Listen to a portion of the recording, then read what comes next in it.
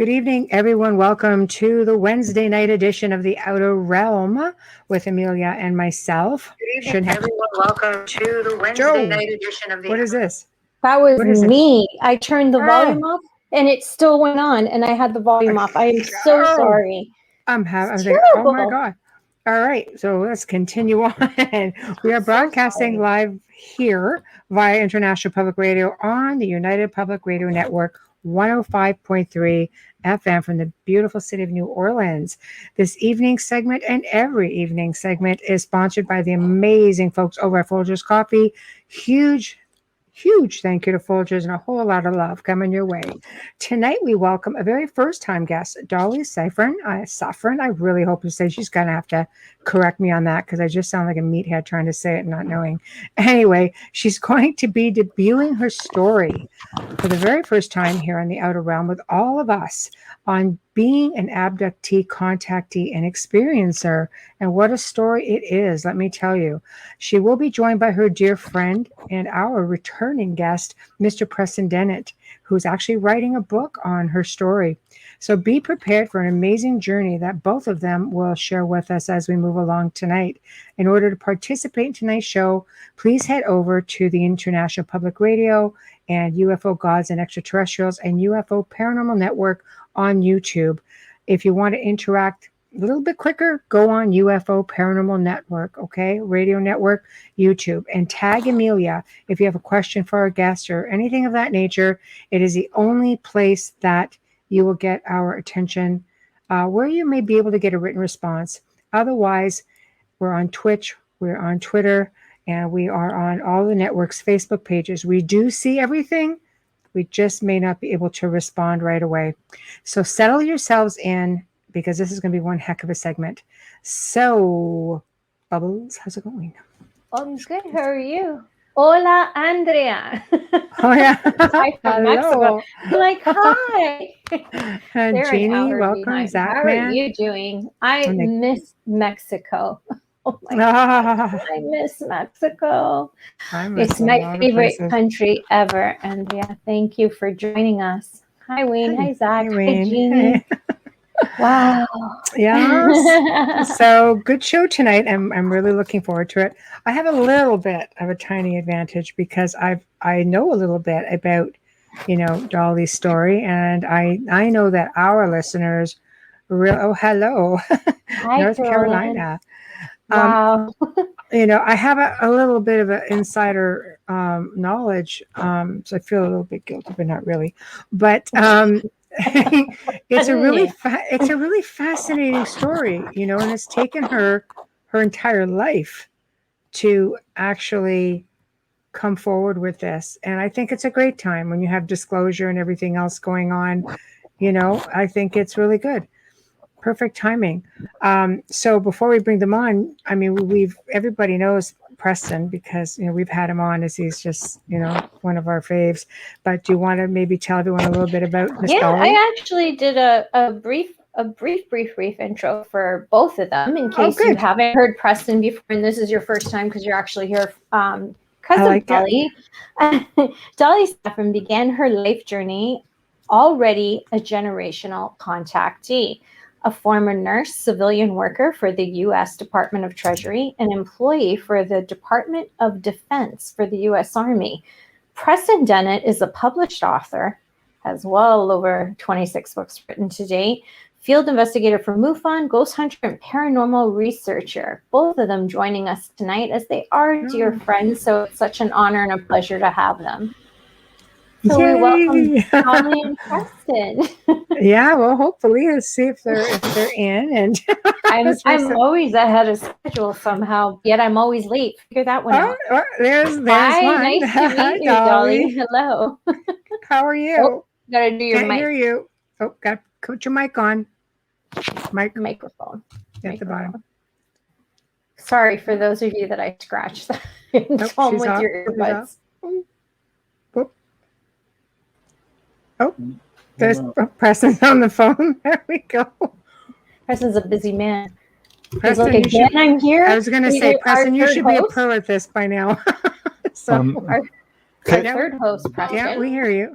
Dolly, Can you hear me now? Hold on, I'm trying to be back in there. Okay? Got you. Got you. We've got you. Both. Don't go anywhere. We've got you. Yay. Okay, she brought her own personal director. Gang is all here. I know. I like this arrangement. All right, Dolly, I'm hanging up the phone. Oh. Yeah. I love it. I love it. Hey. Well, welcome, Dolly, for the first time, and welcome, Preston. You were just here last week. This is a lot of fun. I feel like I just went to bed and woke up and you're here again. Which basically, that's exactly what happened if you count last Thursday. Yeah, pretty much. Shoot, what is that light coming from? Hold on a second. Let me block that light. Is it bothering you? Because it's not doing anything for us.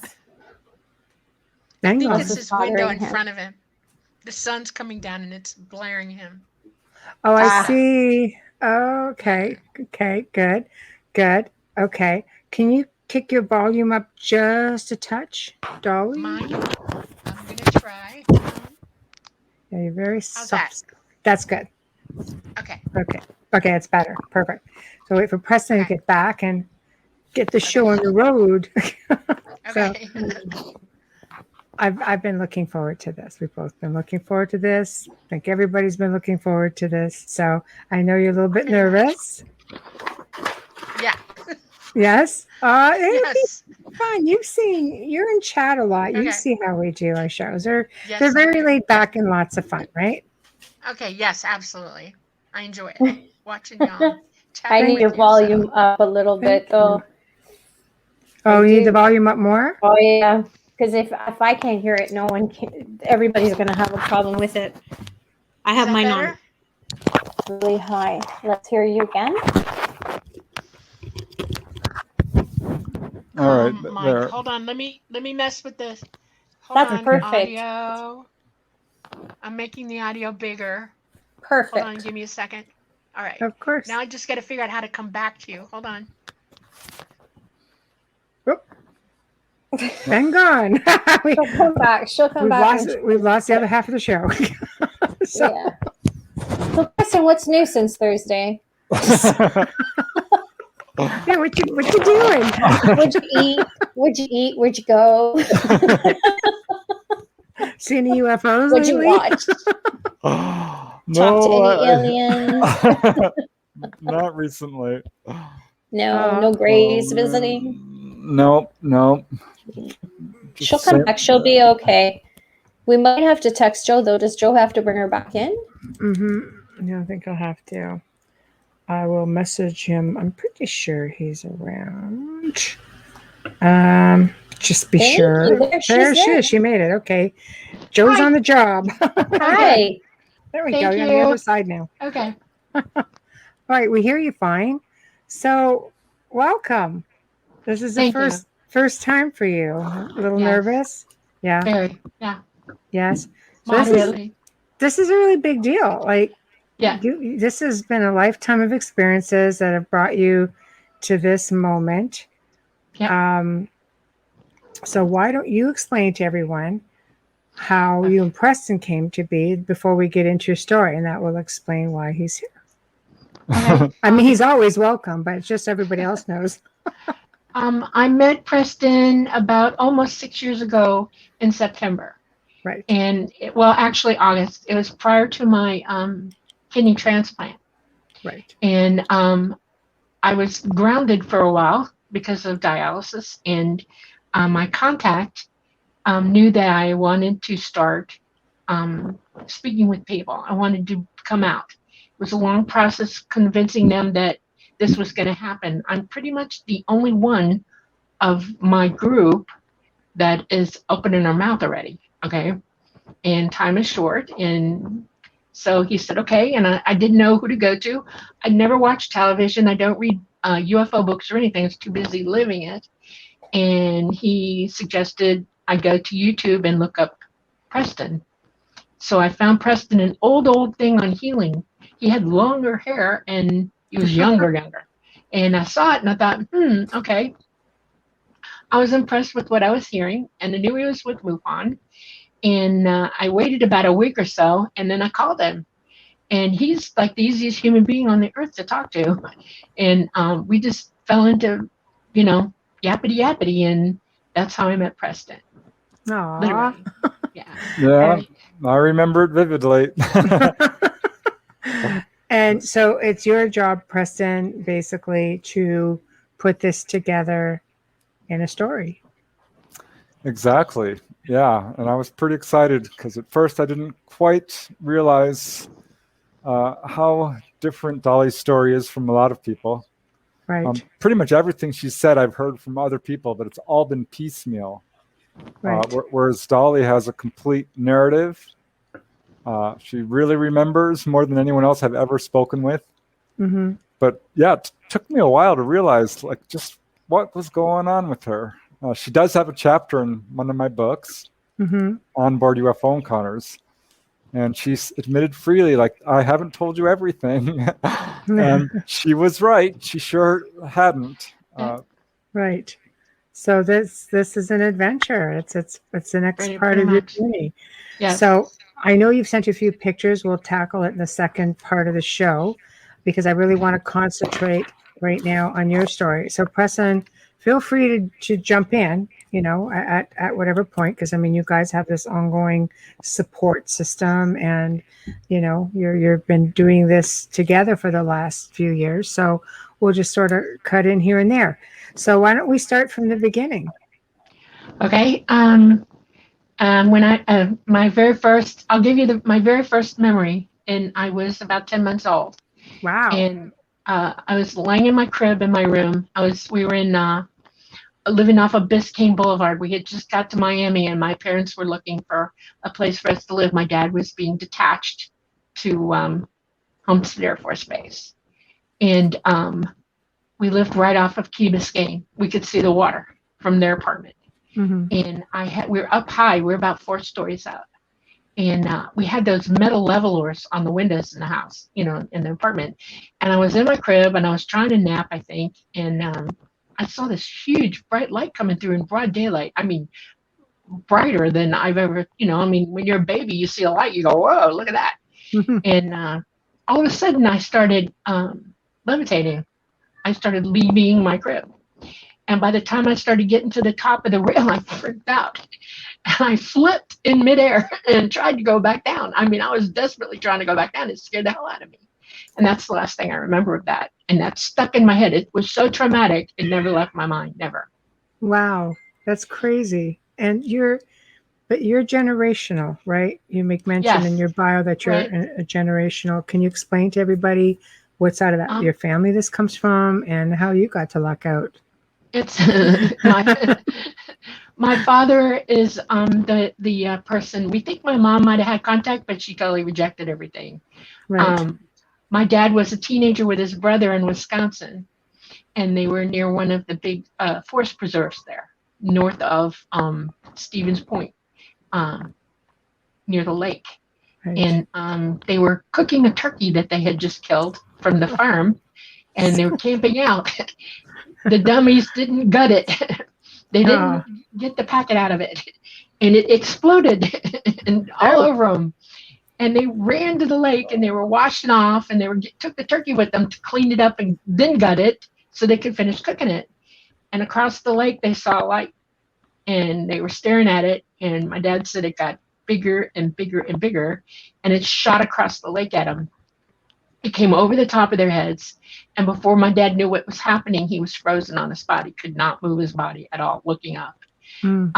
He saw a big blue light hit him, and he said he got taken up. His brother, he doesn't know what happened to his brother at all.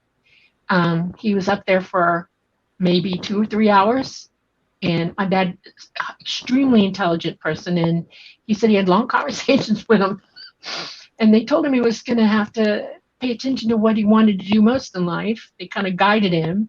He was already trying to be an architect at that age. He could draw anything, and that's what he did. He became an architect, but he did it vis-a-vis the hard school of my father was dyslexic. He could not go to school and learn that way, and he taught himself. Wow. He's the only architect in the state of Florida and most of the United States who passed all the state boards without going to college. Jeez. Wow. Yeah. Fantastic. Yeah. He was in the military. He became an Airborne Ranger. He was in 1st Company, Korea. That's where he started at, 1950. And he met my mother in 1951, and they got married. They lived all over the place. My mom never got pregnant, though. 6 years. She was 16 when they got married. And they decided she had polycystic ovarian syndrome. And the Army, in their infinite wisdom, played games with her, and they irradiated her ovaries and her pituitary with cobalt radiation. And they gave her 3 treatments, and they told her, don't get pregnant for a year. And unfortunately, after the 3rd treatment, she got pregnant with me about a week later. Everybody was terrified the entire time she was pregnant. I was born almost at full gestation, but I weighed less than 5 pounds. They realized after I was born that I was a twin. A twin was missing. It was a big deal. Missing. Yeah. I'll jump in here. That is actually a thing that turns up in a number of cases. I've talked to other people who've had that same thing. ETs love twins. Wow. So there's something going on there. I think this is part of their interest in genetics. But yeah, I was very interested to hear Dolly say that, because I'm like, oof, I've heard this before, especially the missing twin. Wow. So that was a trigger for you to say, yeah, we're onto something here. Yeah. Yep, for sure. When I was about 10 months old was the first time that I remember something. But by the time I got to be 2, I found out that I had the ability to make things happen in the house. I was telekinetic. I could make things move around. I could levitate. I would go up into the top of the closets in Florida, which are really high up and hard to get into in the hallways that they were in. And I would close the door on myself and laugh my butt off. My mom would look for me like, where the hell is she, And when she found me the first time, she was like, what the hell is going on? She thought somebody was in the house.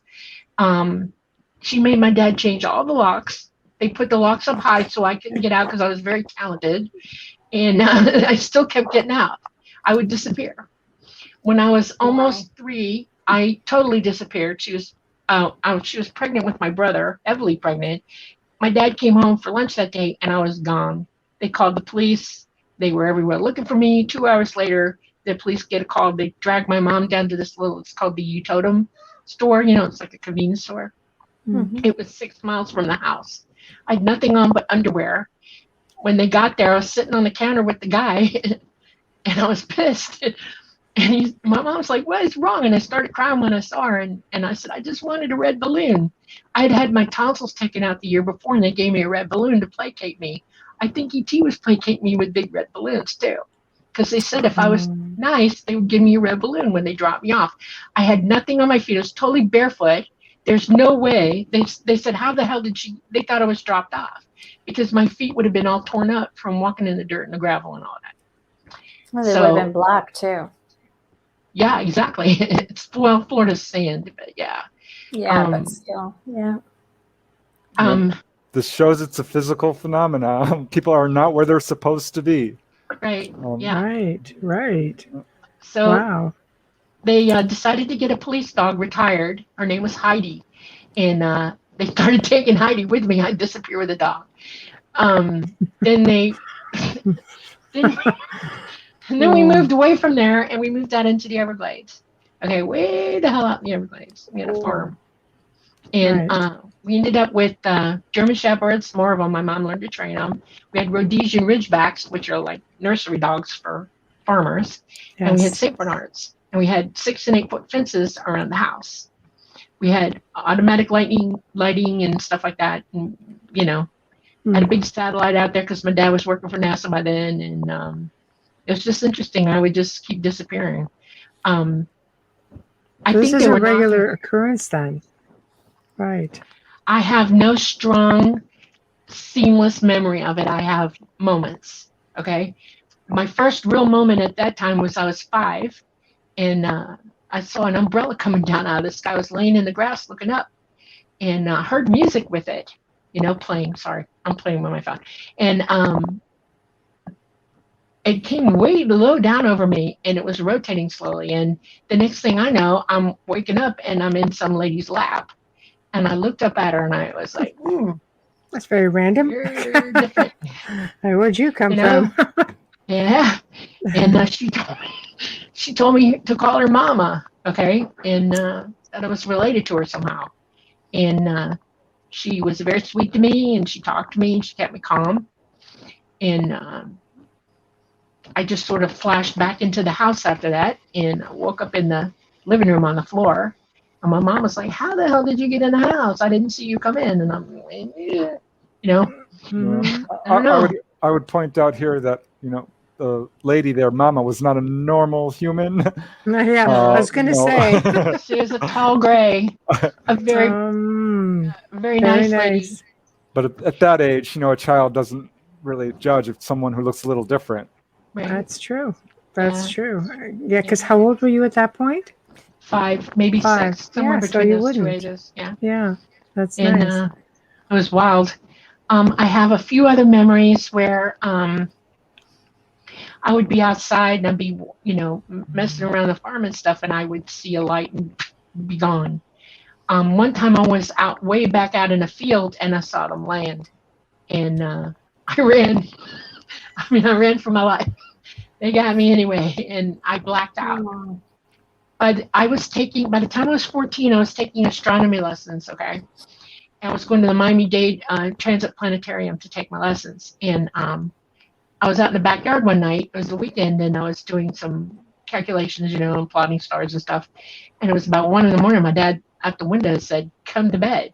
So I brought my scope and I packed it down and got dressed for bed. And I never sleep, okay? Never. I maybe sleep 2 hours a day. That's all. Wow. And so I would plots around the house at night. And I was looking out my windows. In Florida, we had those big, big jalousied windows. You could crawl out them if you wanted to. And I was just looking, and all of a sudden I saw like 100 maybe lights, and they're all moving around. And I was like, whoa, what the hell is that? And they started pairing off, and they kept going in different directions, north, south, east, west. 2 of them came down over my area. One headed toward Dadeland, east of us. And then the other one came down over our house. And it fascinated me because the tree started moving like it was in a high wind, but you couldn't hear anything. Okay. I could hear the leaves rustling, but no wind, so to speak. I'm looking at it and I'm thinking, what the hell is that? What is it?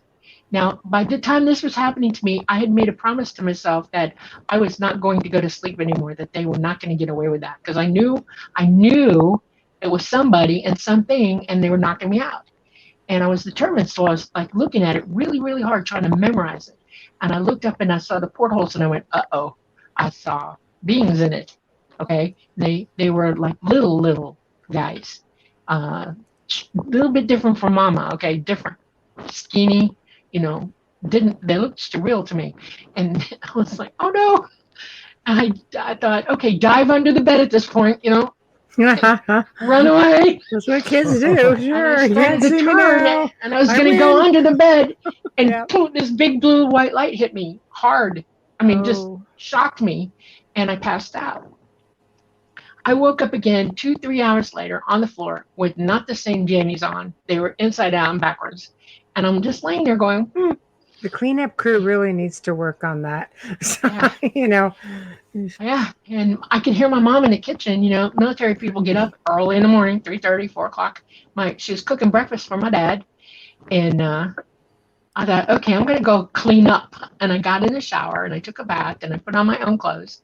And I went ambling out to the kitchen, and she's still cooking, and I hear the radio is on.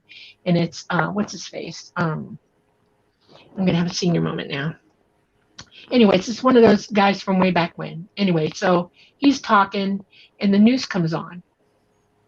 And I hear the report that, now I'm trying to talk to her already. I'm saying, Mom, did you hear anything last night? Did you see any lights? Hear any sounds? And she just turned around and looked at me, because already by then, this was taboo, okay? And he came on and he said, 2 Dadeland police officers report seeing a UFO. And they described it, and I'm sitting there going, and she turned around and she put her finger on my face and she said, no. I was like, okay, no talking about it. My father heard the whole conversation, and he told me the next day when he could talk to me privately, he said, describe it to me what happened. And I did. But I'd already remembered by then. When I went back after they all had breakfast, I went back in the bathroom. I shut the door because it's the only private place in the house. And I sat on the floor and I shut my eyes and I forced myself to remember. Okay. I went back over every inch second of it, and I started. Recall was really slow. It came in snatches. Okay. Mm-hmm. By that afternoon, I had the whole thing. Okay. And I realized that I was busier than I thought. I was going to school with these people, and I was leaving the planet. And I was totally freaked out. It took me about a week. My dad had to talk me into being calm about it. I was just completely freaked out. My best friend that Monday after this all happened grabbed me in the hallway and said, "You're not going to believe what we saw." I'm like, "What'd you see?" They were out on a date with her older cousin, you know. And she said, "We got swooped by a UFO." They were near Dayland Mall. I'm like, "Really? Seriously?" She said, "It swooped the car." And I said, "What do you mean by that?" She said, "It came down and went right over the top of their heads doing Mach 9. I said, "Don't talk about it, Marine, because you're going to go to hell. They will never leave you alone. They'll think you're crazy. Shut up." So we kept it to ourselves, okay? It was after that I started getting mental, I don't know how to describe this. You know, when somebody's knocking on your door mentally and they're trying to get your attention, mm-hmm. You can hear them talking in your head. And it was a male, and he was telling me, "I'm coming to get you. Be ready." And I didn't know what that meant. I just knew, oh yeah, it's going to happen. And so I mentally prepared for it, I guess. And they came and got me. And when I got up, they took me to the room where there is the control room, you know, where the pilots are. Mm-hmm. And they introduced me to the ship. And it's AI. It's alive. The ship is alive. It exists. And I didn't understand it at the time, but he told me that I was going to get to know him, and, you know, everything was good. They already knew from working with me before without me really realizing that I wanted to fly. I had already made that decision about a year before without realizing it, and that they had already started working with me. And I had to be outfitted, so to speak. I have an implant in the top of my hand, my right hand, and it helps me do what I do. And I had to be tested out, you know. They rigorously tested me out.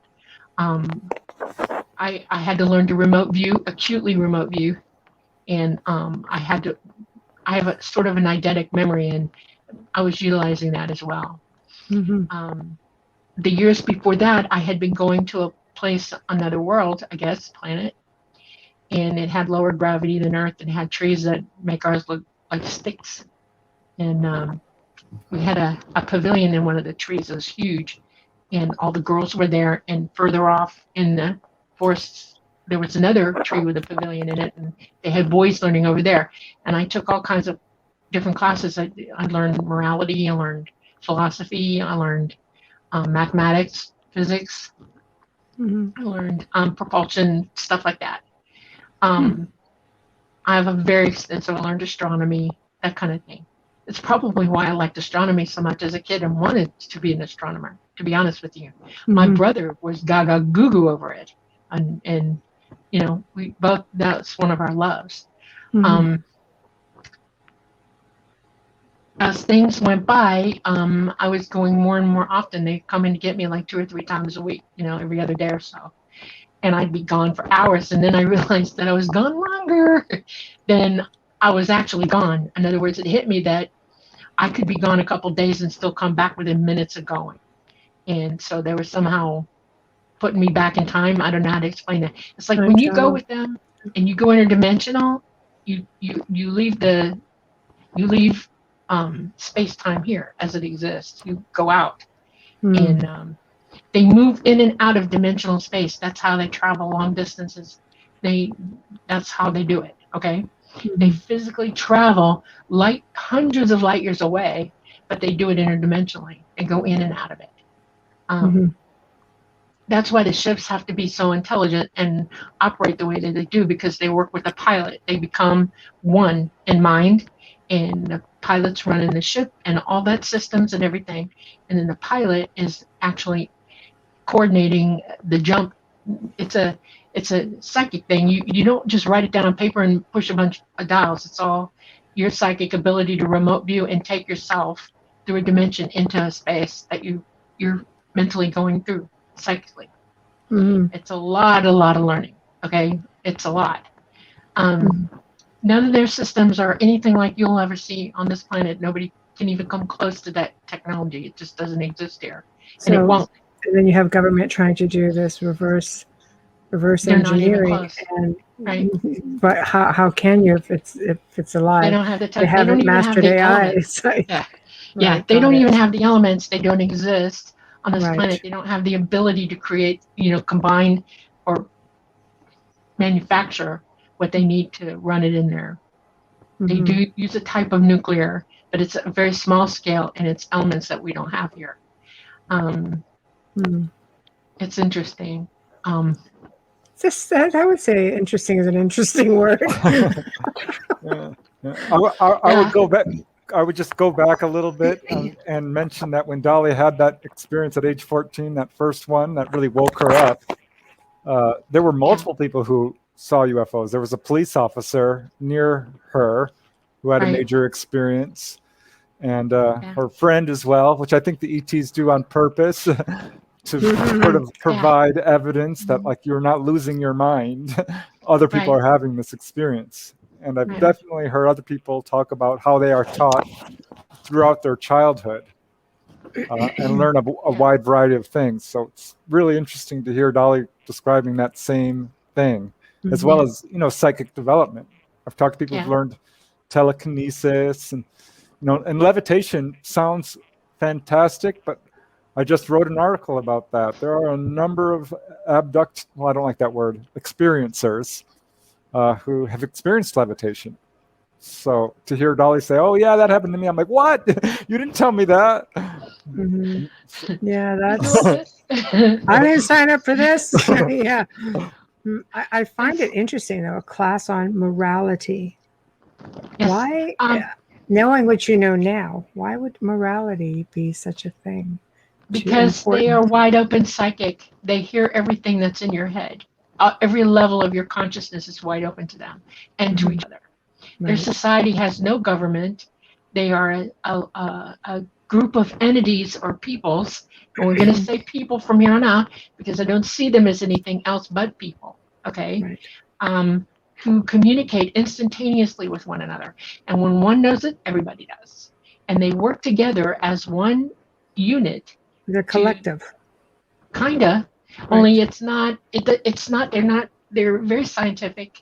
They are pioneers of sorts. They've been doing this eons, 280 million years worth of history that I've been taught. 280 million. In multiple galaxies, okay? Ours is not the only one. I will tell you that the Greys probably are positioned in our galaxy. That's where they're from, okay? And it would be Orion, where they're from. Right. I know that there's Zeta Reticuli in our galaxy as well. Nobody comes from Andromeda. Andromeda's already screwed, and it's already coming in contact with us. You don't realize it, but it's already happening. And we are on a collision course with them, and it's not going to stop. For them, it's almost a matter of time in their thinking. We're looking at thousands and thousands of years in the future, but we're already plasma taught. The dust in space is already touching Andromeda. They're touching us. So yeah, they're very, very good at what they do. They seed and plant different worlds, and they spread their society, their civilization far and wide. We are their children. And we are the children of many of them. We have many different types of people who live here, many different ethnicities. We're all human beings as well as they are. We're the human genotype. But we express out genetically differently. We dial up differently. We're just different colors and different sizes and shapes, okay? When you look at the ET community at large, that's the same thing going on. You'll see some that are 13 feet tall and look like little, mantids, okay? Right. You see some that have, they look like cats. Some look like dogs, like raw, okay? For real raw, okay? Mm-hmm. Some have gray skin, some have bluish skin, some are 3 feet tall, and some are 8 feet tall, and taller than that, 15. But they're all the human genotype, and they all express DNA exactly like we do. It just dials up differently. Mm-hmm. Okay? In the course of understanding how they think and what they know about one another, you can't lie. Lying is impossible. If you lie, they know it. And their society has become very moral as a result. Mm-hmm. And they don't treat each other the way we do. When I was being raised, if I did something wrong, I would get the dead face, like, hey, look at me. And I would the like, evil eye, parental eye, yeah, and I'm like, what did I just do? I did something wrong, and they give me a chance to figure it out. And then I had to figure out how to alter my behavior and make amends, or, I had to work on myself that way. It is natural for me to do that now. I don't, if I do something, I make a faux pas, even here, because I judge nobody, okay? Right. We're all together. We're all one, okay? All of us.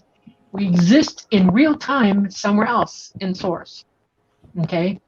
We are physically manifest in this particular construct, okay? This dimension. We are in the 3rd and the 4th dimension. We somehow sliding around between the 2.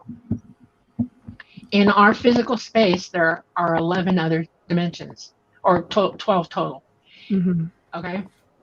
Every single galaxy space, physical space, has 12 dimensions in it. Now, there are multiple paradigms going on because there are alt dimensions within dimensions, or not outside the side. There are also alt galaxies with alt dimensions in them. It is an ongoing forever thing, and there's really no way to know how many are here. Mm-hmm. You manifest in more than one dimension at the same time. In source, you're operating a whole bunch of different ways, okay? You only know what's going on with this one. Right. Okay? Right. So basically, it's like your essence is just simultaneously existing in several different parallel dimensions. Right. At the same time, within the same space. Right. How we see energy is really important. Like, if you're going to use your psychic abilities, what happens when you develop is that you start to see energy for what it really is. Mm-hmm. Like, when I look at you, I don't just see your physical form, I see your energy as well. Okay? I see what's surrounding you. Mine must be black. No, you're not. Not at all. It's sarcastic. I'm just trying to lighten up the moment just a little bit. No, you have one of the bluest auras I've ever seen on a human being ever. Thank you. Okay. Thank you. You have multiple colors all around you. Everybody does. Okay. Yeah. Nobody has just like one layer, and however you're feeling physically manifests out into your aura too. You can tell if somebody's sick or whatever, or pregnant. Even I can see an aura around your belly. I know when you're pregnant before you even show, and I can hear your baby. Okay, babies talk. I love that. I love babies. Yeah. E.T. loves to talk to the babies before they're born. When I got pregnant with my daughter, Emmy, she immediately started yapping with me. I knew she was there. She let me know right away. And I spent the whole 9 months with her just having a good time. She knew who I was. She could talk early. I mean, there's so many cool things that we as a society could be doing right now if we just let all this stuff happen and we quit being slaves to somebody else, The other thing about ETs, or the people, star people, is that they are autonomous beings. Everybody has the right to their autonomy, their own decisions, okay? And you can either make them singularly as individuals, or you can make them in groups, but it's still your autonomy. They do not interfere with our society because of that. They gave us a place to go. We're here. They watch over us, but they interfere not. It's not up to them to tell us how to live. And they're watching crazy go on here right now. I was going to say, like, if you ask for an intervention, they will sometimes intervene. It just depends. They'll intervene more if they're working with you. But I know that they've heard people in agony and pain, and they've swooped in and done something because it's not in their nature to ignore. Okay. Oh, that's interesting to know. Yeah. Yeah. They're very loving. They don't show emotion, and there's a reason why. most people don't understand it here because you haven't been allowed to develop the way you should. Responsibility is a big emotional leveler, okay? And when you're doing the responsible thing, or when you're acting with authority, true authority, real authority, you're not going to like show everybody what's on your card palette, okay? You're going to stay calm. You're going to do what's needed, and you're going to do it as lovingly as you can. But life isn't easy. It hurts sometimes, and they have to be level-headed, always, okay? We're not exactly that. If they're all Very much so. telepathic, yeah, and you're collective, you're working together, so you wouldn't be emotional because you know that you're all together. You know what's going on, right? Now, in the face of working with all the humans here, they're picking up everything that you're thinking, and it assails them. Oh my God! And a lot of times you'll see, I don't know if you have, but you'll see an ET look at you like, wow. I mean, they'll drop their jaw staring at you. And it's not that they're emotionless. They're just trying to give you time to work it out. They're waiting for you to get over yourself so they can do something with you. Yeah, like, did you just seriously say that?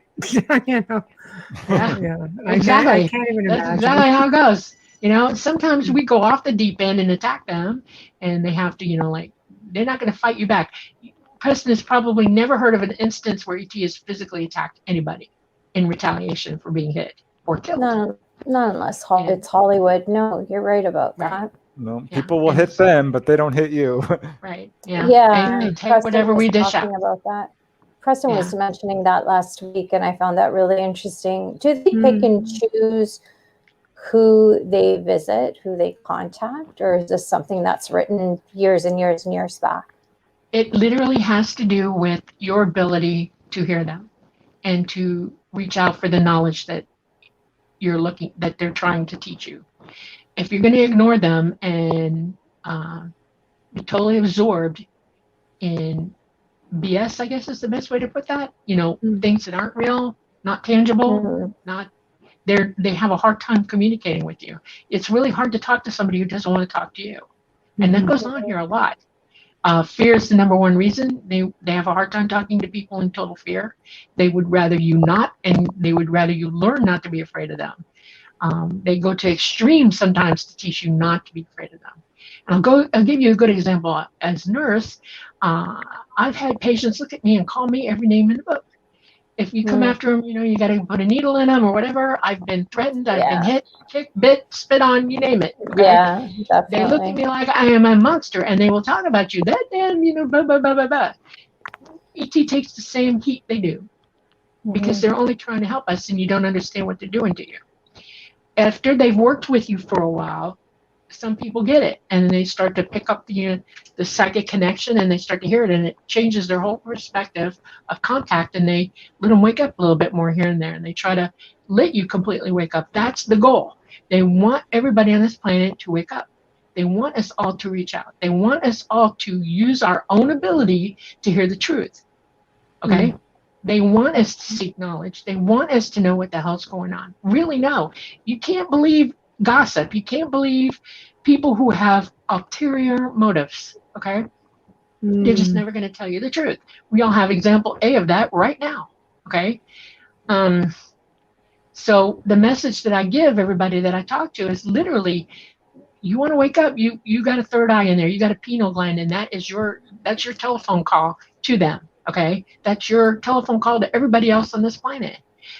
People talk about being psychic all the time. Oh, I knew that song was going to be on, or I was thinking about you and you called me. That's your psychic ability right there. And you can develop it even as late as 60 years of age. Everybody can do it, but you have to be willing to decide for yourself that you're going to do it. I have a question for you, if it's okay, Dolly. There's someone in chat in Facebook. I'm sorry it took this long, James Chapman, but I don't normally catch the Facebook ones. I'm going to paraphrase this because it's very long. Basically, and it's not basic, I'm just trying to make this short. He has abilities and he wants to turn them off because he sounds to me like a physical medium to me. He's overwhelmed. Can someone, if they don't want that ability, is there a way of saying, no, I can't have this gift right now? I would make the suggestion that he learn how to find his own space in his abilities. In other words, he needs to learn to surround himself and turn it off himself. Okay, he can. Okay, yeah. But it's never going to go away. Once you open that channel, it's always on. But he needs to learn how to control himself because he's the one who's reacting to it. Okay, it isn't what everybody else is doing to him. If he's thinking like a victim, he will be a victim. And he has to learn to control himself because you can turn the volume up and down as well. I mean, trust me, I would be a nutball if I didn't think that way. Thank you for saying that, because a lot of people don't realize that by grounding and meditating and finding that center, and grounding is so important, right. James, to ground. It's huge. And your fear is going to make it a lot crazier than it really is. Yeah. Right. Yeah. Thank you for that. You're welcome. We've been so conditioned in this world to let everything get to us and to look for the easy way around things and to not exercise our own authority over ourselves. Okay. We're always letting somebody else tell us what to do. We're always bowing down and acquiescing to others, and we shouldn't do that. Every one of us has the right to be and think who we are. And you have the right to learn at your own pace and learn what you want to learn. Each of us is born with an ability or in a gift. And if you're not developing it, you'll never be happy. And the only way you're going to do that is to step off the slave train and stop letting people bombard you with unbelievable amounts of energy that you don't need to have coming at you. And I'll give you the 3 biggies, okay? Fear is number 1. Noise that is contrary to centering your mind. It's static noise. It's noise with no purpose whatsoever. We have a lot of that going on. And then the other one is visual attacks. And our television, our games, all of that visually attack our minds that we can't think straight. And things come at us and we just have no way of centering and seeing what's really going on. If you're going to live in a dream world, you're never going to see what's really going on around you at all. There's a lot to be said about being at one with nature. Right. So James is empathic also then. It is the pain that he feels from it. That's a tough one, picking up on how people died of their pain. And it's he can do 3 things right off the bat to help himself. He needs to detox his body, okay? Because that's part of his problem. He's not using his total ability because he's being cut off by what's entering him physically. One of the reasons that they want us to clean the bloody planet up is so that we can detox ourselves, so that we do use our abilities properly.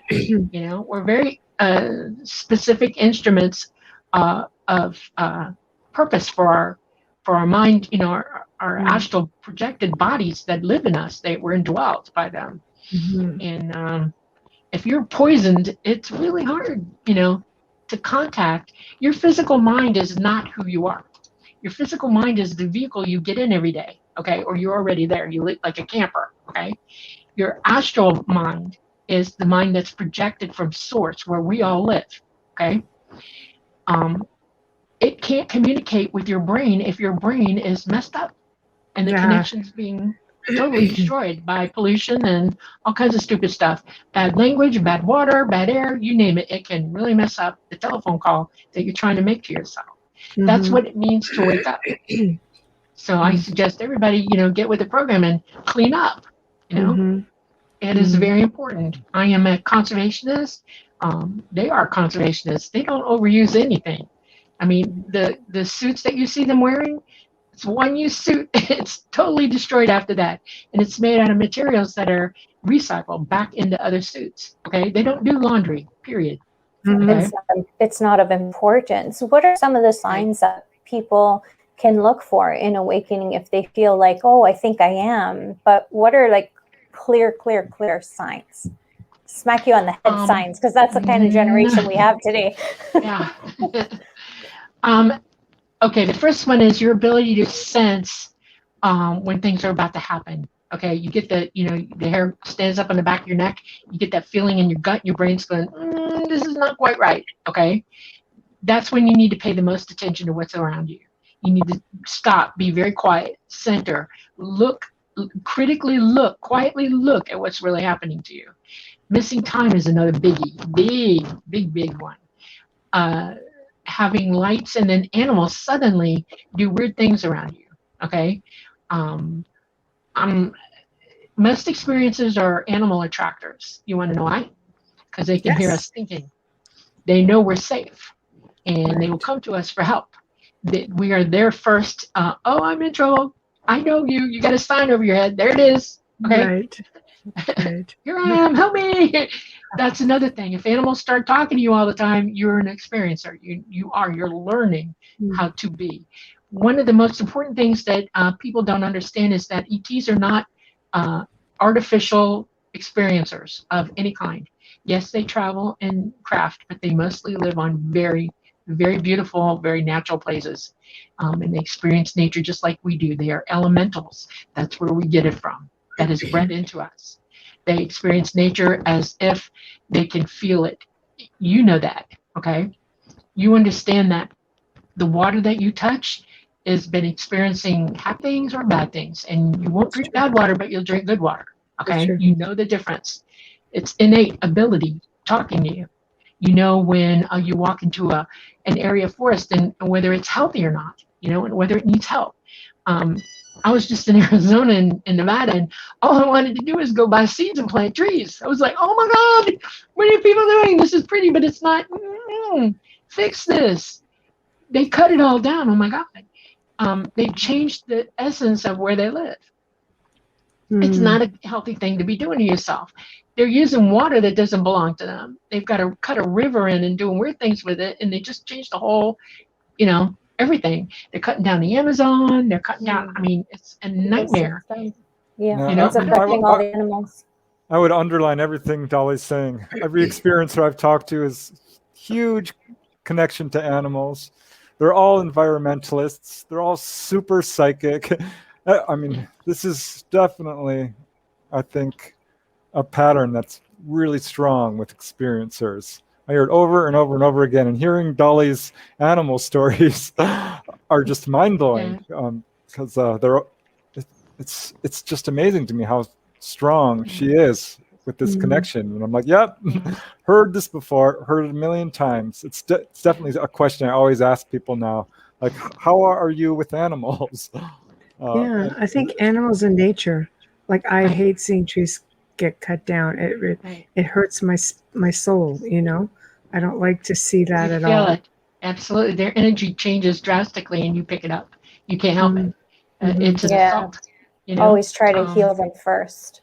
Exactly. One of the most interesting things for me about Dolly's story is something I've heard from a number of people, but not to the extent that Dolly has talked about it, which is being taken to the control room, sat in the chair, and taught how to fly the craft. That's a big one. I don't think I've ever heard that. Tell us about that, because I have never heard in all my years in radio have I ever heard anyone say that. I hear it a lot. I've got several cases in the book Dolly's in, but hers is boy. Go Dolly. Yeah. As an airborne ranger, my father was also a glider pilot. And he loved to fly, and he worked for NASA. We know lots of astronauts and pilots, and so I've flown in everything you could possibly imagine. Okay, I want to fly. Exciting. Okay? Yeah, I love flying. So when I got taken to the control room, they let me sit in the seat, and they have different controls for different situations. Okay, a pilot that's going interdimensional uses different abilities and control type things than a regular. Somebody's been given a joystick to fly, but they gave it to me, and I was like, "Oh, where are we going?" They said, "Well, just come on, let's go." And they told me, he kind of pointed. He opened the screen, so we call them drop. It's drop screen, but they open the walls. You can see right through them. And he said, "We're gonna go see something." And I said, "Okay, where are we going?" And he's like, "Well, let's go see some planets." Okay, and we headed out, and I got to see Saturn first. For some reason, Saturn's a big deal, and I think it has to do with the rings, the moons, and the way gravity works in this configuration for this particular planet. It's also tilt. Okay, Saturn's not exactly like everything else. It tilts. Okay. And I wanted to go so bad, and when I saw it and I got there, he said, "We're going to go through the rings," but it was very specific. I had to pick the right path, and made me look at it. He made me critically eyeball it and see what I was looking at, and go above and below and see what the topography of each of those rings was. Some of them were dust, and it was safe to fly through them. And there were spaces in between some of them that had nothing in them, just clear space. And I got to go in and out of the rings a few times. And I was hooked. That was it. I was done. Bake me now, and I'm done. And then they took me to the moon, and I got to see the moon. I went all the way around it. I got to see everything there, and we did a landing. And we were sitting down, and everybody got quiet, and they're all looking at me like they're waiting for me to say something. And I realized they were looking for me to give them permission to let me. I wanted to go. It's me. I had to decide. They weren't going to tell me I was going to do this. I had to decide. Okay. Mm-hmm. And I did. I was like, okay, I'm ready. Let's do it. I'm good. I want to fly. And that meant I had to agree to do everything I was taught and to learn it the best I could. And there's a lot involved with that. And you give up a lot, but then what you gain from it is incredible. Mm-hmm. I think it's a really huge amount of trust that they're giving you. Yes. Yeah. Well, that's really impressive. Some of us learn our lessons well. And I was one of those kids. Preston's like that. He has that ability. Okay. You probably want to fly. I'm ready. Yeah. Let's do it. I've talked to other people who've had this. Jay Gardner. He talked about they took him to Saturn. This happened to Leo Sprinkle. This happened to Ray Fowler. They're very prominent investigators. This is not unusual. I mean, it may sound fantastic, but this happens over and over and over again to experiencers. Mm-hmm. Yeah. Anybody wants to go sit in the seat, they will let you. They'll take you on a tour of the whole thing. They'll let you just pick where you want to go on board, and they'll let you walk around. This is trust building for them as well as for us. This is how they bring experiencers out of the fear mode and realize that they're giving you the keys to the kingdom. They're showing you that they're trustworthy and that they don't want you to fear them in any way, shape, or form. And they do that by showing you absolute love, period. Okay. So what do you say to people who have, and this is a question that I've asked Preston also, what do you say to people who end up with all these horrific tales? Is it their own fear, or is it what is up with all these medical examinations? Is it like their lab rat story? Like, I've been probed. Well, they'll probe your dog too if they're trying to get their temperature. And I don't mean to be sounding insensitive, but maybe is there something more to this? It's a huge, I don't want to say story. It's not really a story. It's what's happening to our lives right now. Our magnetic poles are on excursion, and our magnetosphere is down. And we are being hit by gamma radiation that is causing cancer, it's causing asthma, it is causing our minds to be mixed up and mental issues starting with people. It causes our DNA to break down, and we are physically under attack by this. And the physical examinations are literally them keeping up with us and helping us every step of the way to keep us from going completely down, if they can help us ultimately. Okay? I imagine especially their contactees or their people. Right. If you're, I know a couple people who had cancer that were absolutely cured of it, and they are not a contactee.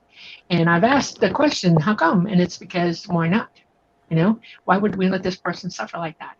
Some people they can't help, and that's karma. I know that there are issues with karma. I have karma, but I've been helped my whole life with things that I have. I took a big hit from my mother's radiation. I have had thyroid cancer, I've had breast cancer. I had a pheochromocytoma that they absolutely healed outright. Had to, it would have killed me. I've had injuries you wouldn't believe. I've had just things happen to me. I tore my rotator cuff, and I already had a broken ankle when I did it, and I was miserable, and they healed it overnight. It's like, no, you can't have this. And they fixed it. Go ahead. No, sorry. Thank you, Dolly. How do your doctors react when they see you one day because they're treating you for a broken ankle, and then all of a sudden she's walking, there's nothing wrong? I don't need to come in for a checkup. I've had so many doctors freak out. Okay. Just freak the hell out because I'm a super healer. I heal very fast. And when my neck was broken, I didn't wear the what? Say it again. Yeah, I broke my neck. It's not when I'm talking about a broken ankle here. Broken neck, and you're here to tell us about it. Hold on a second. Can you see it? Wait a minute. Can you see my neck? See the scar? Yes. Yeah. I've never known of anyone to survive a broken neck. It's pretty damn bad too. It zigzagged. It slid. The bone slid sideways, and it totally Z'd my spine. And I didn't know it was bad. They thought I was going to be paralyzed for real. They haloed me as fast as they could, and I was told flat out I was probably never going to walk again. And the surgeon told me afterwards that somebody was operating with him, that he did not. There's no way he did what he did. And I only wore the collar for about 4 days. I hated it, and I took it off. And they stitch it all back together, and then they roll your skin, and then they staple that. And I pulled the staples out after a week, and I was just walking around without the collar. And I went to see him at 3 weeks or 4 weeks, and I walked in the door, and he went into shock. It's like, oh, you have the collar off. What are you doing? And he floor scoped me at that point because he thought I damaged myself. Yeah. I'm fused. I should not be able to move my neck properly, and I can go down, and I can go to the sides, and I can go all the way back. And I'm fused. That's insanity. Yeah, he doesn't know how I'm doing it. We have a really good question in the chat room from Wayne Mellows. Could the bad experiences actually be something that is carried out by various governments hiding as alien in order to push the fear of the being contacted by the true ETs? Yes, absolutely. Bam. The government does. That's a good government question. does pull people into experimental hell, and they make them think they're being attacked by ETs. It's part of a big thing. And I'm very careful when I hear people talking, because I want to try to hear which way this experience is really happening. And then I will tap you. I don't go into your head as a courtesy, because nobody here is used to it, and it's kind of an invasion of your privacy, and I won't do it.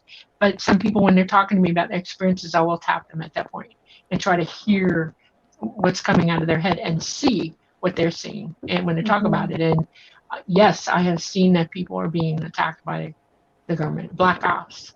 And there's a lot of that. There's a lot of those stories around the chips and stuff like that. That's another thing I wanted to ask you before I forget. You said you have a chip in the top of your hand. Is that visible by any of our technology here on Earth? Yeah, it's Preston's seen it. It's hard to show you on this camera. Okay, I've sent him pictures of it, and he's actually felt it. It's sitting. It's in a crown of bone. It's actually a round thing, and it's got another long thing. It looks like an ankh. Okay, in the top of my hand, and it is stops me from being. It does a couple of things. It stops me from being electrocuted when I'm doing what I'm doing, but it also is the key to make it magnetically turns on what I have to turn on to operate a shift dimension. And what it is there's a ball. It's a very hard to explain to you. I could not teach you this. Okay. That's okay. But it's a ball that it when it's energized, it expands. It gets bigger, and it actually becomes see-through. You can see energy in it. Okay. And I use that ball to go interdimensional. I throw my consciousness into it. I remote view to it, and the ship is also in it. He remotes into it, and we become one person, and we go where we need to go. And I know what he's doing, and he knows what I'm doing, seamlessly and simultaneously. It is a cooperative mating of sorts of the minds to operate that ship, which is absolutely alive, absolutely. And that's your energy. Your physical body stays back. Yes, ma'am. Thank you for sharing that. You're welcome. And the technology is old. It goes all the way even back. The Egyptians have hieroglyphs of it. I've pointed that out to Preston. I've shown him where every hieroglyph is that absolutely points to how that operates. Okay. And he's like, I don't know how if the archaeologists aren't telling you the truth, they ought to be they're not going to tell you. They're not going to tell you anything. Because the little purse, that ball is in the little purse. It's about the size of a golf ball. The purse that funds those archaeologists comes from the elite, and that's a whole other show. Yeah. That's a whole other show. Those are all about pilots. suppression, right? We know that. Exactly. It's about not being able to develop to our full potential. But it's not just the Egyptians doing it. It's, the everywhere. Incans, it's the Mayans, all of them. They all had that technology. They all understood how it worked. They had pilots even for them. How did we lose that technology and why? Because some idiot, they decided to make slaves out of us. And they started stopping us from learning anything. They cut you off from all knowledge. I mean, can you imagine going to school nowadays? When my daughter was in school, I didn't helicopter pilot, but I wanted to be around her, when she was in school. So I substituted taught and I drove a school bus for a while too. And I was shocked at what they don't learn. Yeah. I mean, it's repetitive, stupid, and boring, And you don't learn anything in school. Sorry, I volunteered almost 30 hours a week. Oh my God. Okay, way more than me. Talk about helicopter parenting. Yeah. That is it was so difficult. Somebody put it like dead stop and said we're gonna make a slave race out of this and right. It's in your TV, the media, they all control you. They control everybody. You want to know where fear comes from? Watch TV for an hour and tell me you're not afraid of something at the end of it. Okay? Yeah. Totally amazed. Every time somebody in government comes on, I turn it off. I don't want to hear it because it's all BS, all of it. It's a show. Exactly. Okay? Yeah. Well, I think that's the scare tactic. All of disclosure has been a scare tactic. They want you running like a afraid herd. Look what we see. It's, hey, we're being chased. We're under attack. They're just swarming the boats. You're just like, oh, here it comes. Here it comes. Yeah. So here's a question. The Dark Fleet. You've been up there. Is there a Dark Fleet? Do we have? Does the world have their own fleet? Yes, I'll give you the first one that's everybody's seeing all the time. It's the TR-3Bs. Okay, they're anti-grav. They cannot move like ET technology because they don't have the same power. Okay, but they do move. Mm-hmm. They're armed with laser cannons. They're crowd controllers, and you don't want to see one in the sky one day coming after you. Okay, you just don't. They have another type that's rectangular looking. They have one that's almost like a 6-pointed star. They've built different sizes and shapes. They have the ability to throw 7D holographics at you to make you think you're seeing things that are not there. They have the ability to psychically contact you. I have that technology for sure. They have the ability to send microwave transmissions at your brain, which just happened. I'm bringing that up for a reason. Okay, they can hurt you with that. They can absolutely hurt you with that. I'm thinking 5G. Yeah, it's not a happy thing. Yeah, I have earbuds in my ears. They're hearing aids that are earbuds. When you're in the Army and you're around tanks and bombs and stuff all the time, it kind of makes your hearing go. And so it's kind of cool that the technology for these helps me to hear you on the phone right now. Okay, I Bluetooth everything. Funny thing, I don't need hearing on the ship because I'm psychic and I'm hearing everything psychically. Everything's telepathic. Right. I almost don't need my eyesight either. Right. I'll tell you a secret about ETs. Most of them, the grays, are all mostly blue or green-eyed or blue-green-eyed. Okay. The lenses that you see over their eyes is because they see ultraviolet radiation, and they also see what's the other side of ultraviolet? I'm going to have another senior moment. Infrared. Infrared. Thank you. Yeah. And our light is so bright that they have to guard themselves. I actually have some of that genetics in me, and I had my cataracts done early in life because it just blew my retinas. My cataracts all to hell and gone. So I've got lenses in my eyes. Yeah, but I don't really need to see daylight, blue light. Yeah. Right. Yeah. So it's just one of the faux pas. But when you see the dark eye, you need to really look in their eye. You can actually see an iris. You can see their pupil dilating or retracting. They don't have hair in their eyelids. They have little bumps, like where your hair follicles are. They have little teeny bumps right there. If you really look at it, it's like little pearls going across their eyelids, at the top and the bottom. they feel like hairless cats. Most of them, the grays, they have no no hair. So they evolved the razor, did they? I don't know. I think it has more to do with DNA and gamma radiation damage to their DNA. Oh, I would say that the they're skin trying to feels breed like it out. a dolphin, you know, like a Say dolphin again? skin. To me, Yeah. the skin feels a bit like a dolphin. Yeah, they can. Some of them have that like that. They've been for years now intermixing back with humans, okay, to bring their DNA back. Mm-hmm. For a long time, they weren't having babies of their own. They are now again. They are producing children of their own. That's But nice. they're strengthening us as well as themselves because we're breaking down too with the gamma that's hitting us. This is a bad situation we're in, and it isn't going to get better. It's going to get worse. It's going to be a dramatic change and sudden. That's what everybody feels psychically right now. All the people who are waking up know something's coming. They feel it, but they're not sure what it is. And the bloody governments and the world, the people that don't want you to know, are working overtime to stop you from knowing what's going on. It feels like it's like a double-sided coin for sure. You know, you have some people who, I mean, there's division. You see some people dropping off from your life, and they just stop, and then you see others come into your life who are more like-minded. And I always say, you know, like, you know, Wayne talked, and I talked about this earlier, that these are just makes it easier to keep moving on and evolving, because not everyone can follow along on the journey. Right. It's an individual thing. That's right. We're all walking our own road. That's how karma works. We do recycle. I mean, when we die, we come back, you know, and whatever your energy level is, you're resonating at your mind. I want to tell you the most important thing. Okay. I learned this. This is one of the first things I learned. When you learn something, you own it. It becomes part of who you are. Okay. And I'll give you a corollary.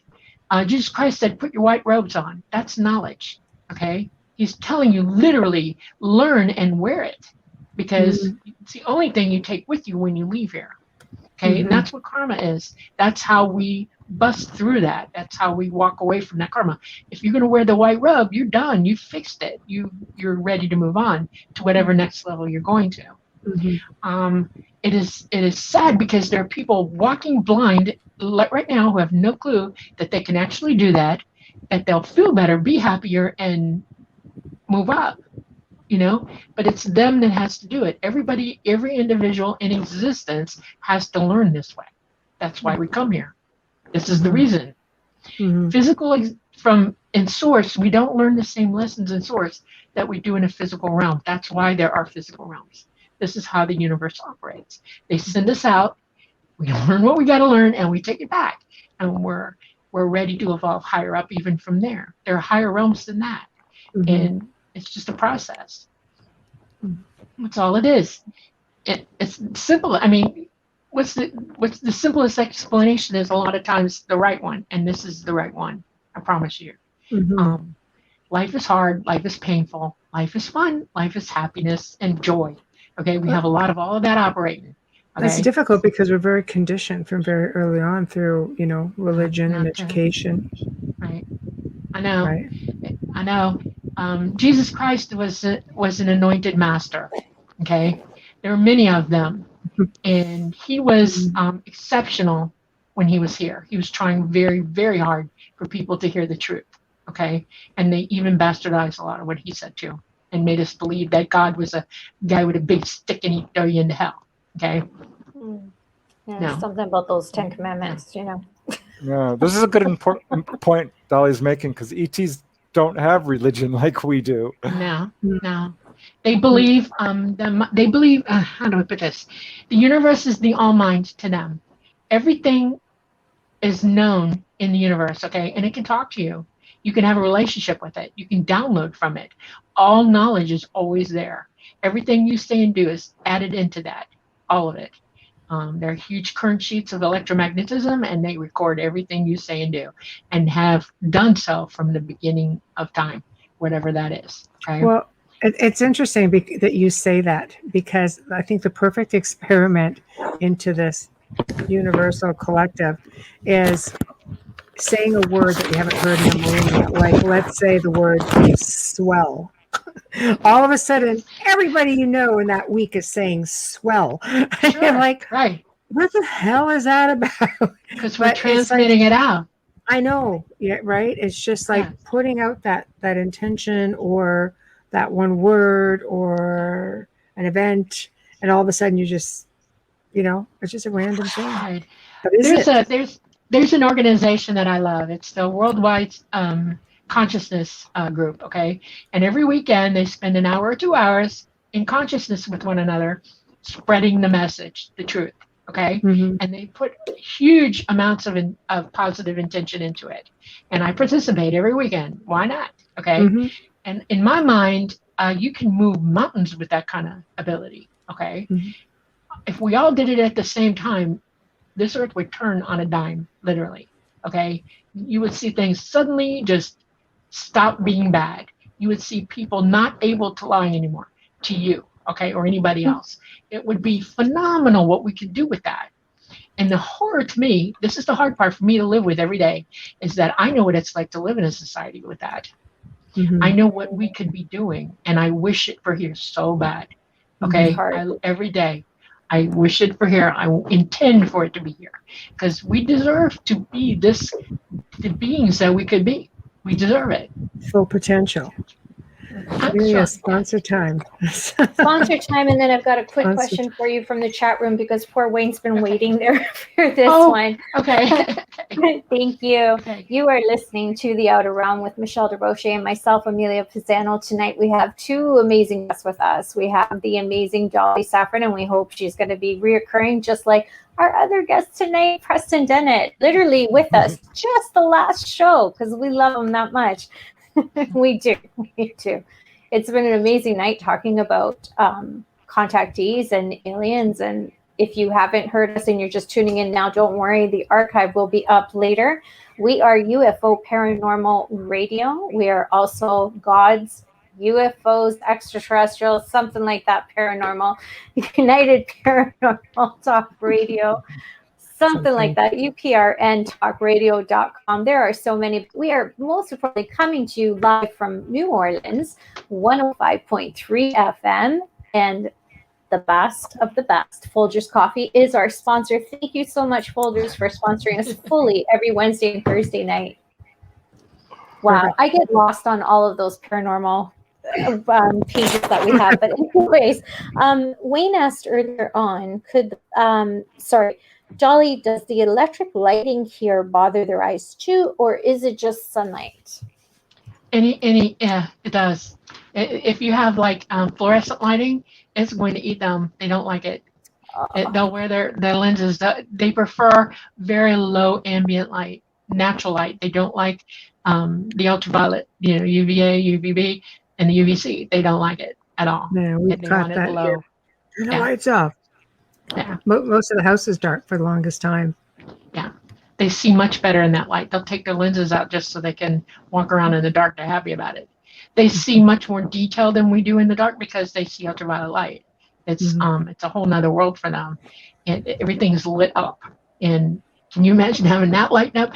Remember that movie Avatar where they had all that ultraviolet light and they could see it at night? Well, it's like that for them naturally. They don't need phosphorescence to do it. Yeah. They see it.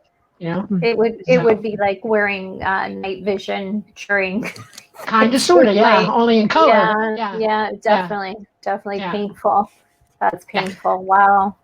So what you've spent a good part of your life with these beings, and they seem exceptional just from personal experiences, but what do they say about the future? What is it they want us to understand?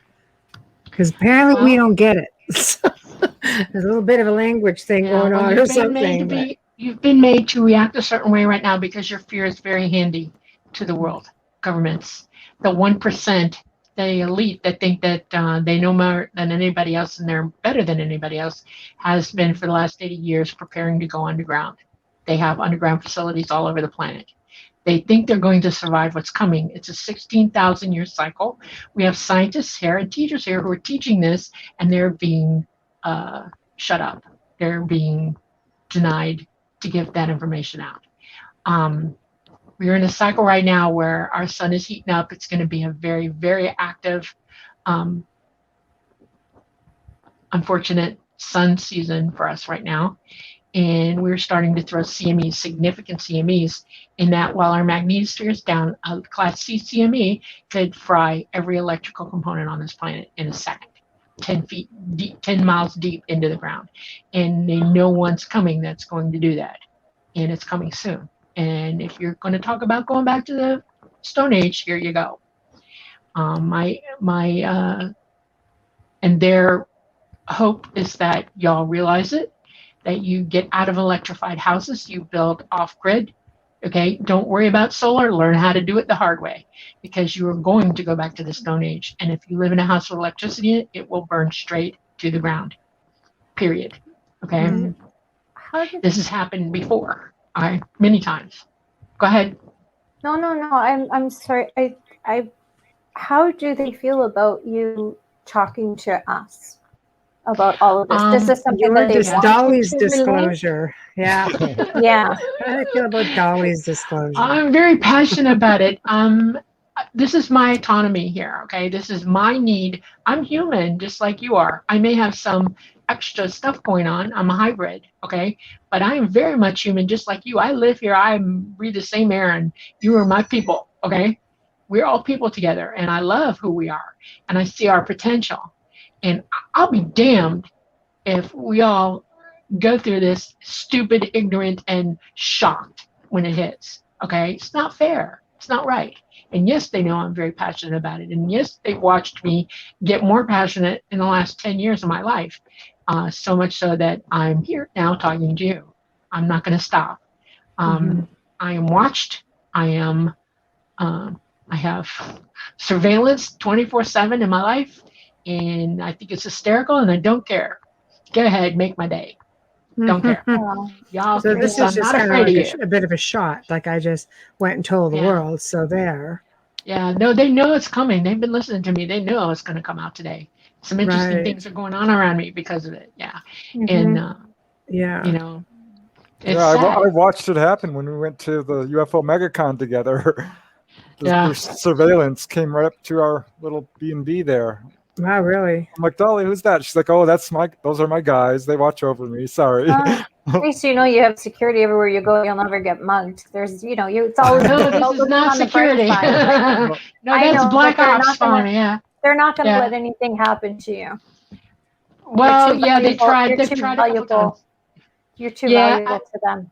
My contact let them know in certain times about 7 months ago now. That no, you get too close to me and you will regret it instantly. And he let them know in the strictest possible terms. Their car got EMP'd and it went up. And they had like 6 agents out there, and they had flashlights, and they're running around like monkeys. And I was like, oh my God, until I was up in the speaking to me going, yeah, they just went too far this time. Needed some reminding. So I'm not afraid of them.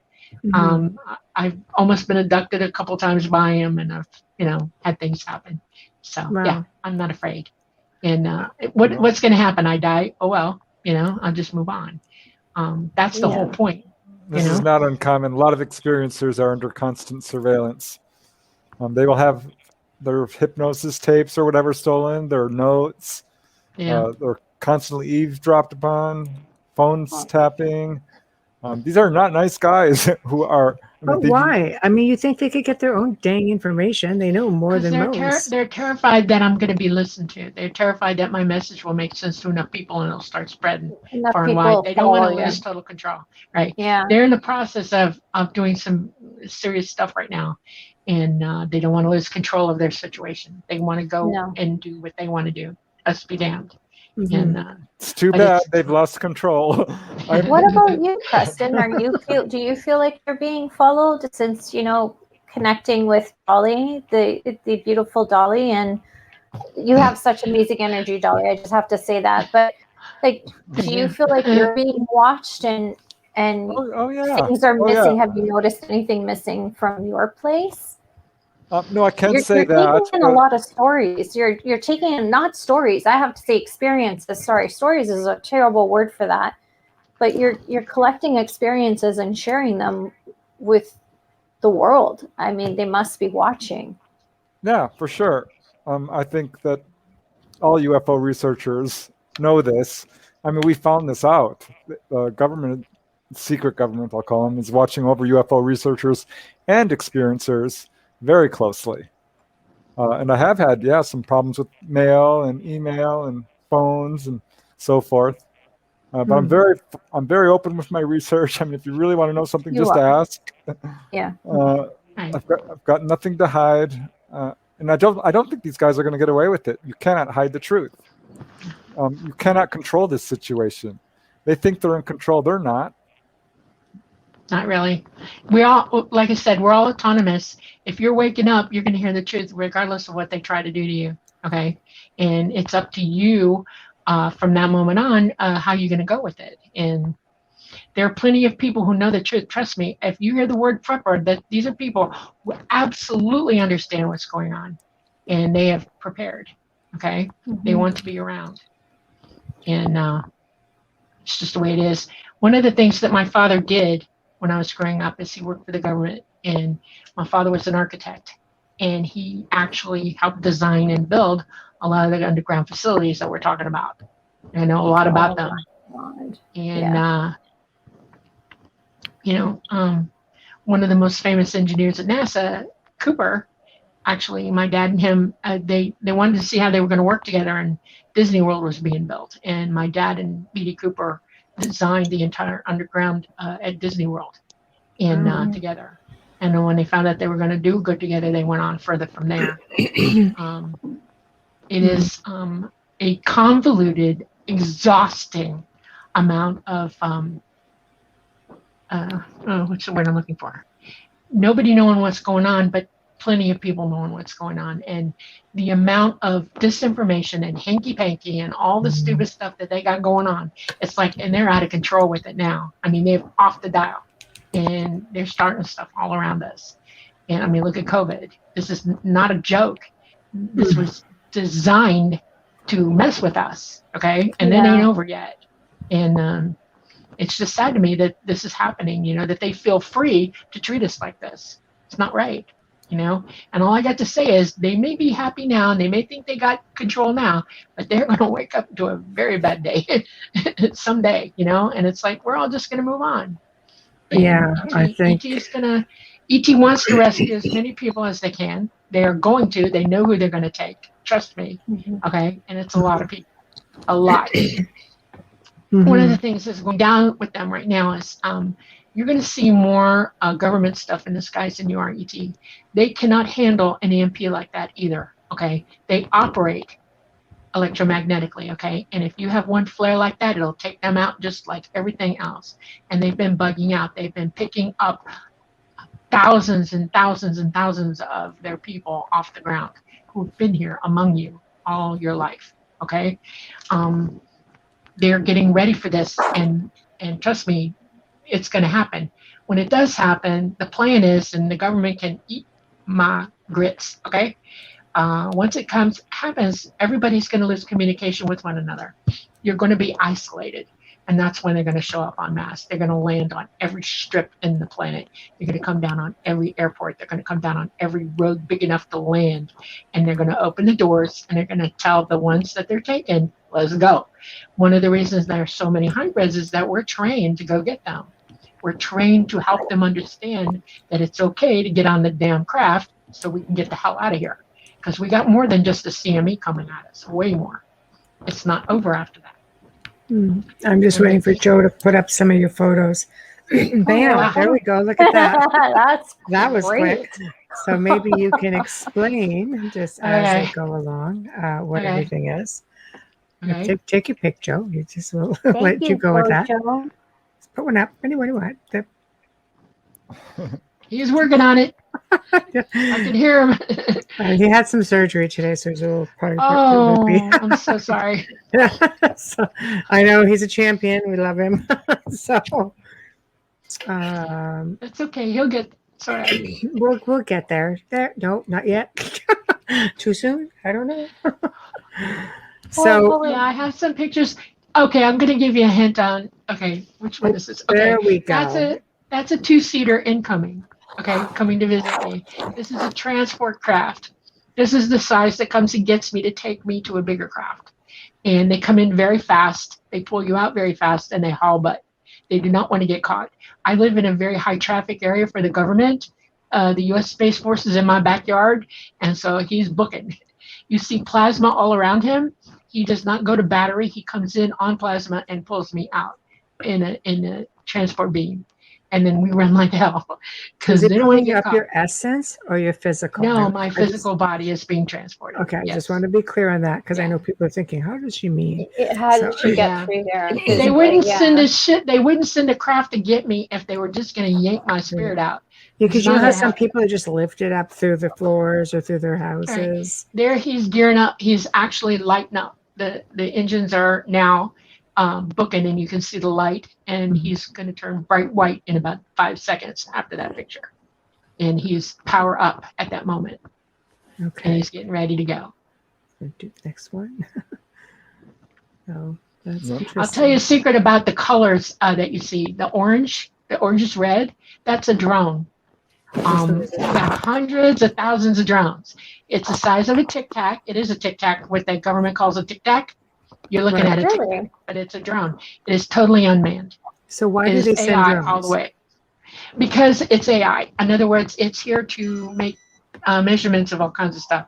It's an observer. It's watching the planet. It's taking measurements of, different things that are going on with our planet right now.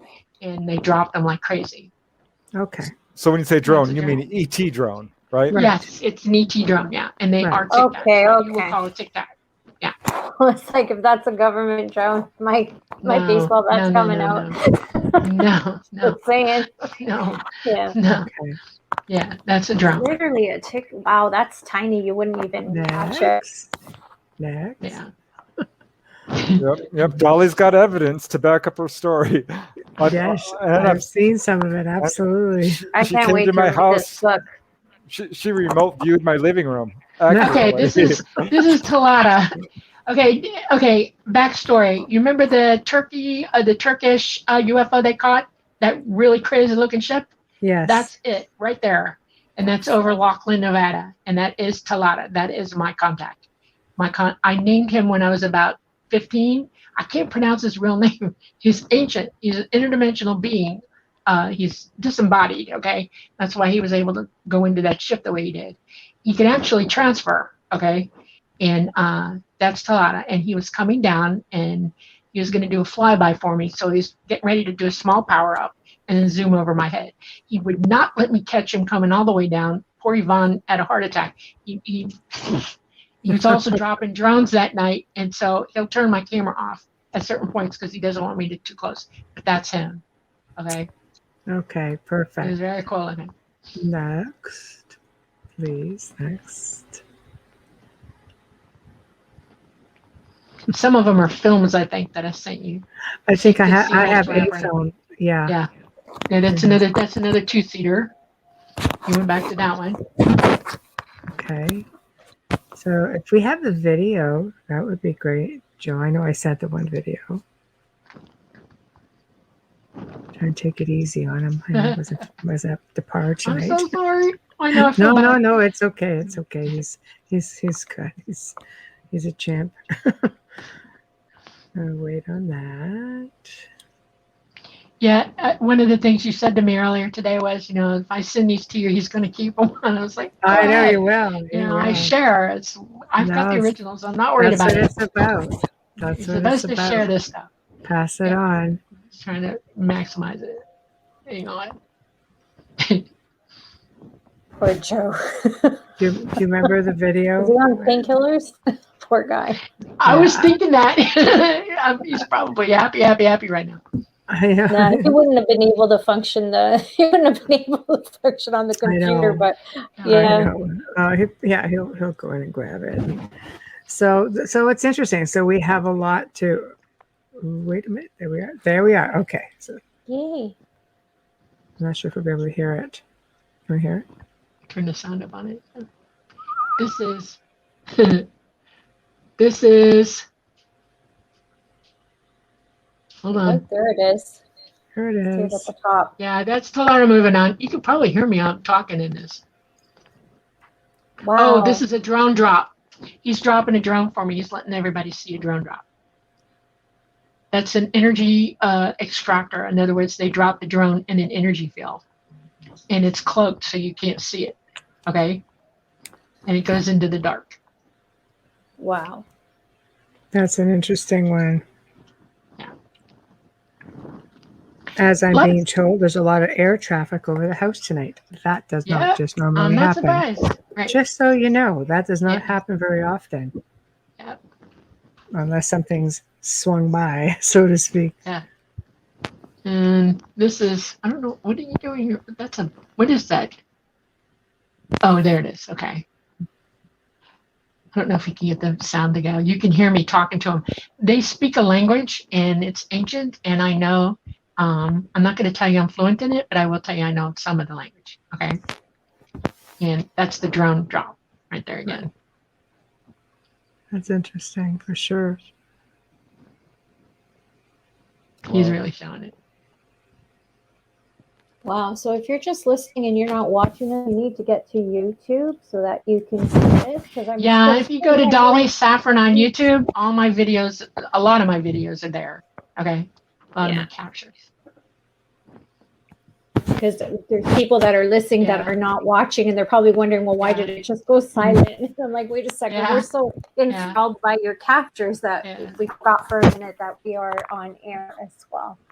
Yeah, I'll teach everybody one word. You ready? It means I'm ready, and it's atriar.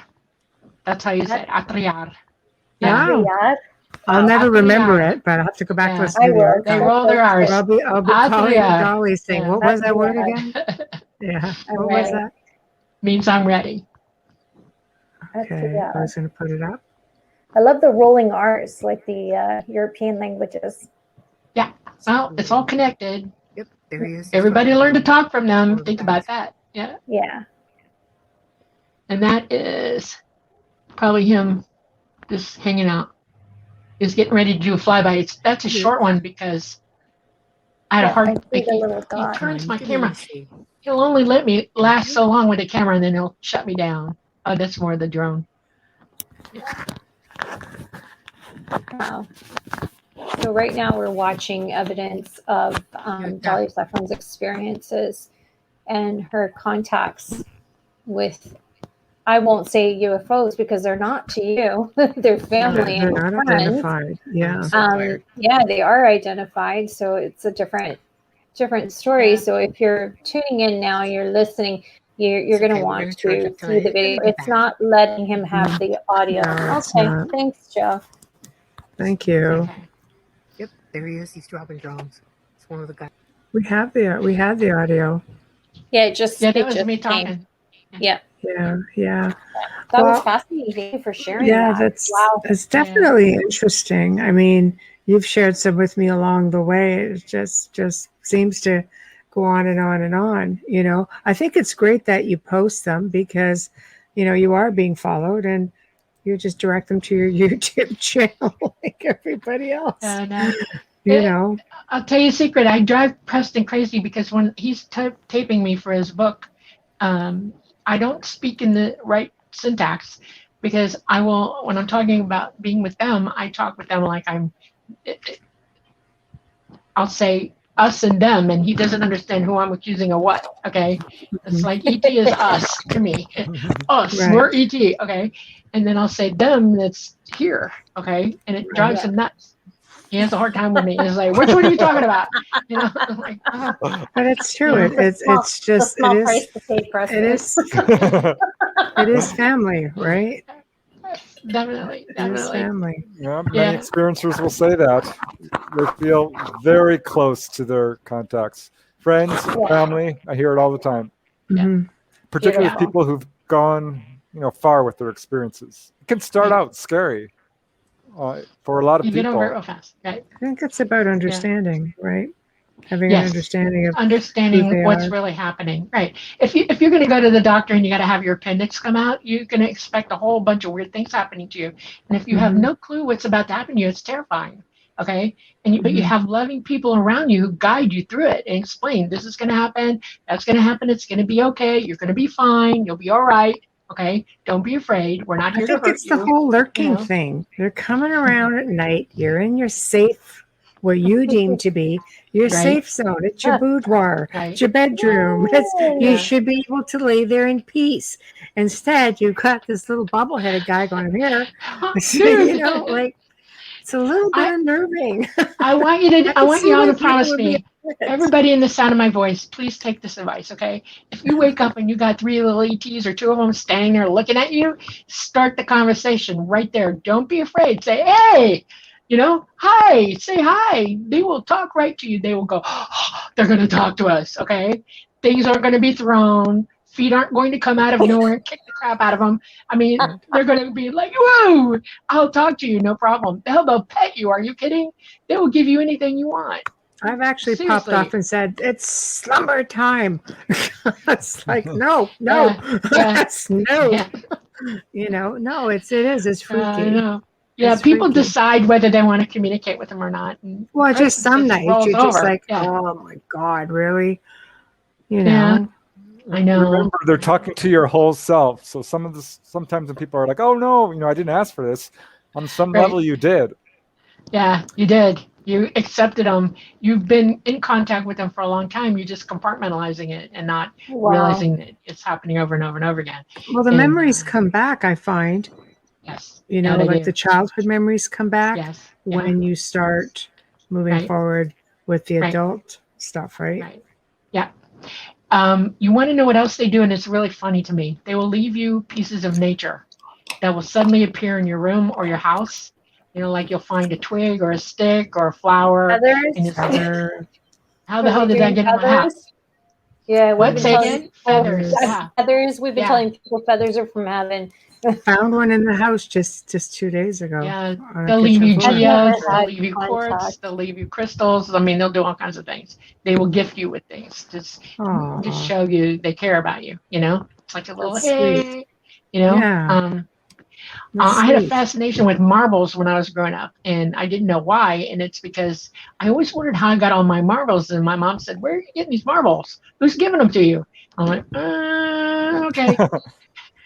I think I know, and I couldn't tell her who it was, but I got all kinds of beautiful marbles from them. I had a big bag of them that disappeared one day. My mom disappeared them, but Marbles look like small planets, right? They look like small planets. They're beautiful. Something like that. They hold energy. I mean, if they're real crystal or glass holds energy too.